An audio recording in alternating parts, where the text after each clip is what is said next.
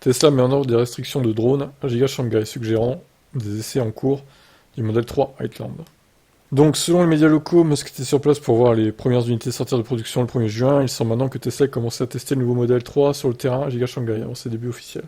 Selon le pilote de drone Wu Hua, Tesla a mis en place de nouvelles mesures de contrôle de drones aériens le jour même où Musk a visité l'usine, la production de Heartland aurait commencé. Cependant, ces derniers jours, ces mesures ont de nouveau été augmentées.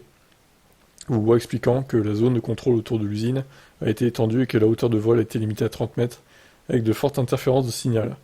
Ah là là, bah oui, il brouille le signal du coup.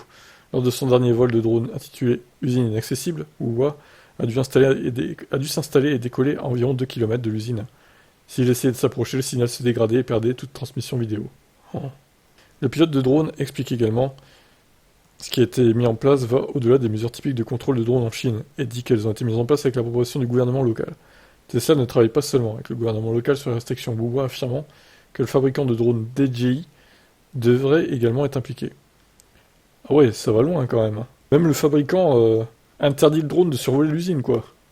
Tesla reste silencieux sur le rafraîchissement du modèle 3 pour des raisons évidentes. Plusieurs voitures d'essai ont été repérées sur les routes de Californie. Bon, ça on l'a déjà vu. Bon, ah bah écoutez, en tout cas, ils veulent qu'aucune fuite ne se fasse. Hein. Ils aiment pas les fuites, hein, Tesla, de toute façon. Hein. On l'a déjà vu avec l'usine en Espagne, là, ça leur a pas plu, hein, du coup ils ont coupé court aux négociations.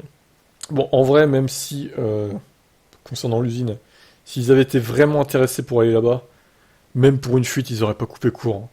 Je pense que c'était un argument pour arrêter la négociation, que ça se passait pas très bien et qu'au final, ils se sont dit, vas-y, on va pas là-bas, ça sert à rien. Donc voilà, hâte de voir à quoi va ressembler cette Model 3. Faudra-t-il encore attendre un trimestre avant de l'avoir commercialisée? À voir.